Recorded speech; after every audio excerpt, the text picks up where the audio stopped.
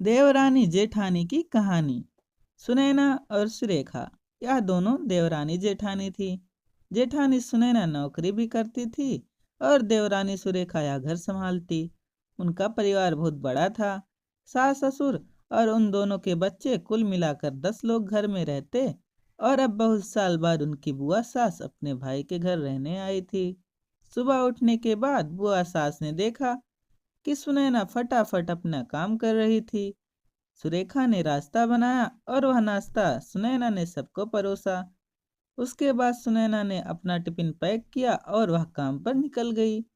सुरेखा ने वापस दोपहर का खाना तैयार किया और थोड़ा वक्त अपनी सास और बुआ सास के साथ बैठी रही। बुआ सास से रहा नहीं गया।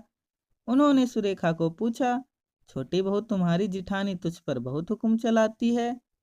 सुबह से देख रही हूँ रसोई घर में अकेले ही काम करती हो, और वह महारानी दिखावा करने के लिए नाश्ता परोस रही थी, जैसे कि उसी ने ही नाश्ता बनाया हो। यह सुनने के बाद सुरेखा ने बुआ सास की तरफ देखा और बोली, बुआ सास जी, ऐसा कुछ नहीं है।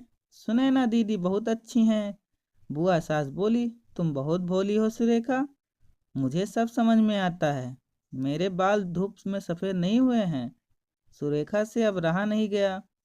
वह बोली, ऐसा नहीं है बुआ जी।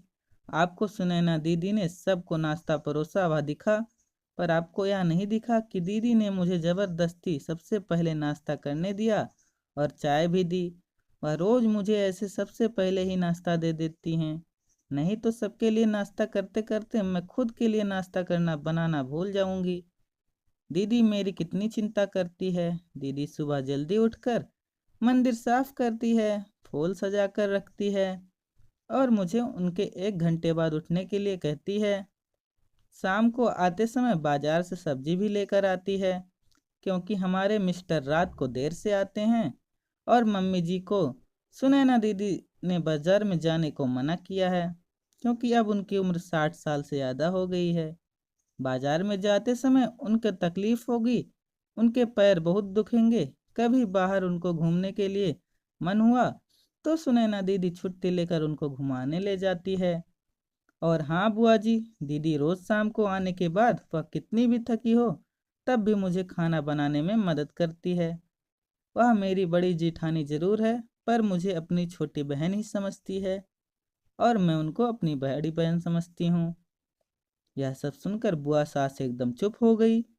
उनकी चुगली सुरेखा के आगे टिक नहीं पाई। शाम को सुनैना सब्जी की थैली सुरेखा के पास देते हुए बोली, सब्जी के साथ तुम्हारे मनपसंद लेखक की किताब भी उसमें है। यह सुनकर सुरेखा खुश हो गई। सुनैना को थैंक यू बोलकर सब्जी की थैली किचन में रखकर वह अपने रूम में चली गई। उतने में बुआ ने सुनैना को आवाज दी, बड़ी बहू जरा यहाँ आना। वह बोली, सुनैना तो इतनी मेहनत करके पैसे कमाती है और ऐसे फालतू में किताब खरीदी करके मुफ्त का खर्चा करती हो, वह भी अपनी छोटी देवरानी के लिए। वह ऐसे भी घर में बैठकर करती क्या है? तुम दिन भर मेहनत करती हो और वह घर में आराम करती है। इस पर सुनैना हंसकर बोली, क्या बुआ जी आराम? और सुरेखा, उसे तो कहने पर भी वह आराम नहीं करती। सुबह उठकर बेचारी काम करती रहती है। सबका मनपसंद खाना, मेरे और उसके मिलाकर 4 बच्चों का टिफिन सब वही तो करती है, और तब भी उसके चेहरे पर हमेशा आनंद दिखता है। सुबह की चाय पीने के लिए उसके पास वक्त नहीं रहता। दोपहर को जब बच्चे घर आते हैं तो उनका खाना, होमवर्क सब वही देखती है। इसलिए मुझे बच्चों का टेंशन नहीं है और इसलिए ही मैं ऑफिस में मन लगाकर काम कर पाती हूँ। कुछ दिन पहले ही मुझे प्रमोशन मिला है। इसके अलावा मम्मी जी और पापा जी की दवाइयाँ कभी ख़त्म हो गई और कभी लाने की हो तो वही ध्यान में रखती है। घर में कोई मेहमान आए तो उनकी मेहमान नवाजी भी तो वही करती है। बुआ जी, घर और बच्चे संभालना छोटी बात नहीं है। इतना सब सुनकर बुआ जी उनकी तो बोलती ही बंद हो गई। सुनैना कभी कोई शिकायत नहीं करती है। वह सब काम कर लेती है। वह सिर्फ पढ़ना पसंद करती है। फिर मैं मेरी छोटी बहन के लिए इतना नहीं कर सकती? मैं नहीं करूँगी तो फिर कौन करेगा? इतना बोलकर सुनैना अपने रूम में चली गई। यह सब बोलना सुनैना की सास पीछे खड़े होकर सुन रही थी। वह बुआ के पास आई और बोली, जी यह दोनों देवरानी जेठानी जरूर हैं, लेकिन उनका रिश्ता दो सगी बहनों से ज्यादा पक्का है। मेरे घर की मजबूत दीवारें हैं यह दोनों। पहले मैं भी एक बुरी सास थी, हमेशा इन दोनों में झगड़ा लगाने का प्रयास करती थी, पर यह दोनों के प्यार के आगे मैं भी हार गई। वैसे भी झगड़ा लगाकर नुकसान तो हमारे ही घर का होगा ना। पर यह बात बुआ को समझ में नहीं आई। रुदन करते हुए कमरे से बाहर चली गई, क्योंकि उन दोनों में झगड़ा लगाने के लिए ही वह आई थी।